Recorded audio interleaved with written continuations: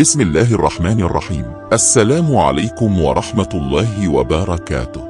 Sahabat beriman, dalam agama Samawi, kita diajari bahwa manusia pertama berasal dari tanah. Namun pernahkah kamu berpikir bagaimana jika tanah itu sendiri menyimpan jejak perjalanan jauh? Berasal dari sesuatu yang lebih tua, bahkan mungkin dari luar angkasa. Pertanyaan ini mungkin terdengar aneh, tapi tidakkah misteri selalu menantang akal kita untuk menelusurinya? Lihatlah bintang-bintang di langit malam. Tidakkah dirimu merasa takjub atas keindahan cahayanya? Seolah-olah hati kita merasa ingin menggapainya. Dan bintang, itu adalah suatu hal yang memancarkan panas. Pernahkah kamu merasakan panas saat berkumpul dengan banyak orang dalam suatu ruangan kecil yang tertutup?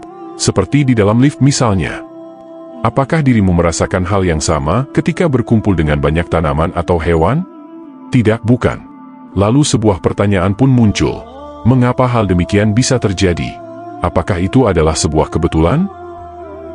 Dalam sebuah studi sains yang dipublikasi oleh Masaki Kobayashi dan kawan-kawannya pada 2009 silam di Institut Teknologi Tohoku di Jepang, menyatakan bahwa manusia memancarkan cahaya seperti kunang-kunang, namun sangat lemah yang tidak bisa dilihat dengan mata telanjang.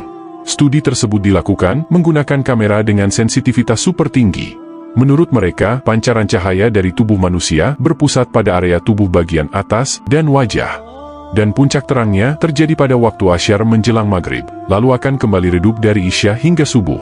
Hal ini sekaligus menjawab pertanyaan, mengapa agama melarang seseorang tidur di waktu asyar menjelang maghrib.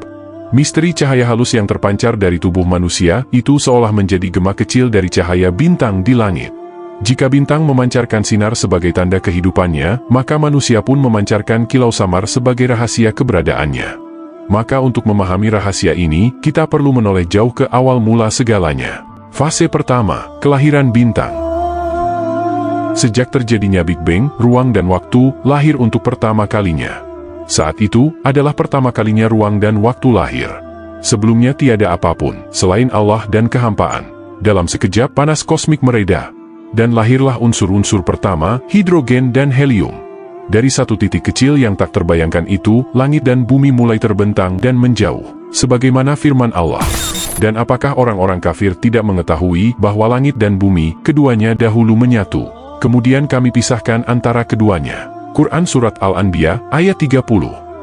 Seiring perjalanan waktu yang panjang, kabut kosmik mendingin, perlahan berubah menjadi awan raksasa, menyerupai asap. Allah mengabadikan momen ini dalam Al-Quran. Kemudian dia menuju ke langit, dan langit itu masih berupa asap. Lalu dia berfirman kepadanya, dan kepada bumi, "Datanglah kamu berdua menurut perintahku dengan patuh atau terpaksa." Keduanya menjawab, "Kami datang dengan patuh." Quran Surat Fussilat, ayat 11.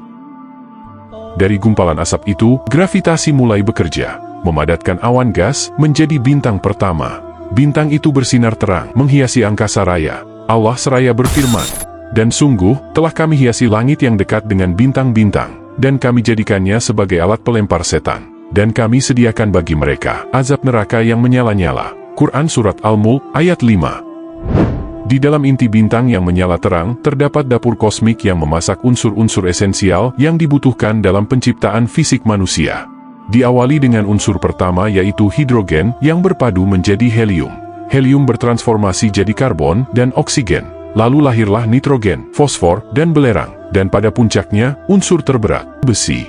Unsur-unsur inilah yang menjadi bahan baku kehidupan. Namun bintang raksasa tak hidup selamanya. Saat bahan bakarnya habis, ia runtuh. Lalu meledak menjadi supernova. Kematian megah yang menebarkan debu bintang ke seluruh penjuru semesta. Debu itu kaya akan unsur penting, seperti karbon, oksigen, fosfor, sulfur, kalsium, dan besi. Dari serpihan inilah, kelak bumi terbentuk. Setelah berlalunya miliaran tahun, matahari lahir, dikelilingi debu sisa bintang mati. Dari debu itu, bumi tercipta, gunung menjulang, samudra memenuhi cekungan, tanah pertama terbentuk. Allah berfirman, "Katakanlah, pantaskah kamu ingkar kepada Tuhan yang menciptakan bumi dalam 2 masa? Dan dia ciptakan padanya gunung-gunung yang kokoh. Kemudian dia berkahi, dan dia tentukan makanan-makanan bagi penghuninya dalam 4 masa. Quran Surat Fussilat, ayat 9 dan 10.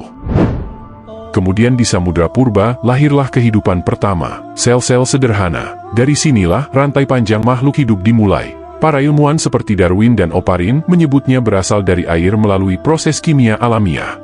Quran pun menegaskan, dan kami jadikan segala sesuatu yang hidup berasal dari air. Quran Surat Al-Anbiya ayat 30. Hingga tibalah masa, ketika bumi telah matang bagi lahirnya manusia setelah kehidupan berkembang dan bumi subur. Inilah fase yang menuntun kepada penciptaan insan. Setelah melalui semua proses panjang yang mengharuskan semesta untuk berkorban, maka tatkala Allah memerintahkan malaikat Israel untuk mengambil segenggam tanah dari berbagai penjuru bumi. Sungguh, tanah itu berasal dari debu bintang, hasil masakan kosmos yang telah berlangsung selama miliaran tahun. Dari tanah itulah Adam tercipta. Tanah yang bercampur air menjadi tanah liat, lalu dibentuk. Quran menegaskan, dan sungguh, kami telah menciptakan manusia dari saripati, yaitu berasal dari tanah. Quran Surat Al-Mu'minun ayat 12. Dan di antara tanda-tanda kebesarannya ialah Dia menciptakan kamu dari tanah. Kemudian tiba-tiba, kamu menjadi manusia yang berkembang biak. Quran Surat Ar-Rum, ayat 20.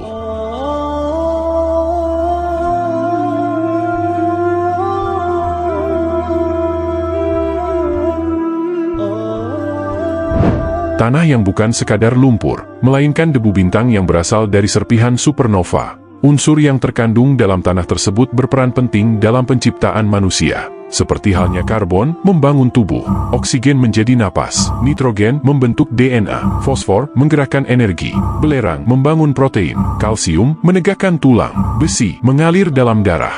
Semua unsur tersebut berasal dari dapur bintang purba. Kita adalah warisan kosmik, perpaduan unsur-unsur bintang yang runtuh. Dari debu bintang itulah ditiupkan ruh, menjadikan manusia makhluk yang unik. Tubuh dari tanah, jiwa dari langit. Sungguh, manusia bukan sekadar makhluk hidup yang memiliki ruh dan fisik. Manusia adalah mahakarya. Maka tak heran jika Allah menyebut manusia adalah ciptaan yang sempurna. Sungguh, kami telah menciptakan manusia dalam bentuk yang sebaik-baiknya. Quran Surat At-Tin, ayat 4. Alam semesta berkorban demi hadirnya manusia. Kita hidup sebagai saksi bahwa kosmos tunduk atas perintahnya, hingga debu bintang dan ruh bersatu. Dan Dia menundukkan apa yang ada di langit, dan apa yang ada di bumi untukmu semuanya, sebagai rahmat darinya. Sungguh, dalam hal yang demikian itu, benar-benar terdapat tanda-tanda kebesaran Allah bagi orang-orang yang berpikir. Quran Surat Al-Jathiyah, ayat 13. Maka janganlah engkau bersedih dan berkecil hati, karena sungguh, kita dahulunya adalah sebuah bintang raksasa yang bersinar terang di angkasa. Tidak seperti jin, yang berupa roh dan akal, namun tak memiliki fisik. Dan binatang yang berupa fisik dan perasaan namun tak memiliki akal, ataupun AI yang hanya berupa kecerdasan tanpa roh dan fisik. Kita adalah manusia, kita memiliki semua yang dimiliki makhluk lain. Kita memiliki roh dan akal sebagaimana jin. Kita memiliki fisik dan perasaan sebagaimana binatang. Kita memiliki kecerdasan sebagaimana AI.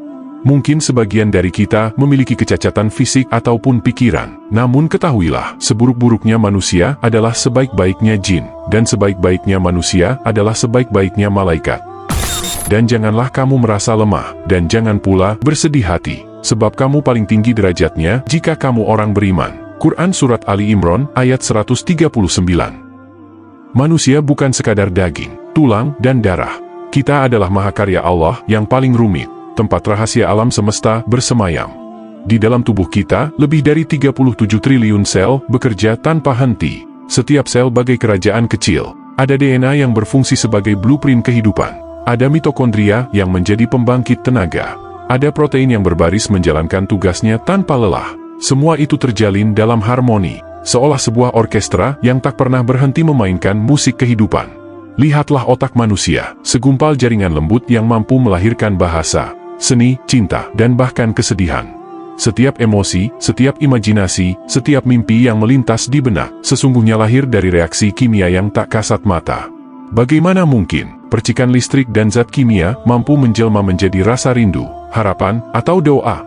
Itu adalah rahasia besar yang hanya diketahui Allah. Tubuh manusia adalah simfoni sempurna, dari biologi, kimia, fisika, dan energi kosmos. Setiap bagian, sekecil apapun, terhubung erat dengan yang lain, menciptakan harmoni yang mustahil ditiru oleh teknologi manapun. Kita adalah jejak panjang miliaran tahun perjalanan alam, namun juga sekaligus tiupan ruh ilahi, yang menjadikan kita lebih dari sekadar makhluk. Manusia adalah bukti bahwa dari debu bintang dan tanah bumi, Allah mencipta sebuah keajaiban, makhluk yang bisa berpikir, merasa, dan bersujud. Wallahu a'lam bis-shawab.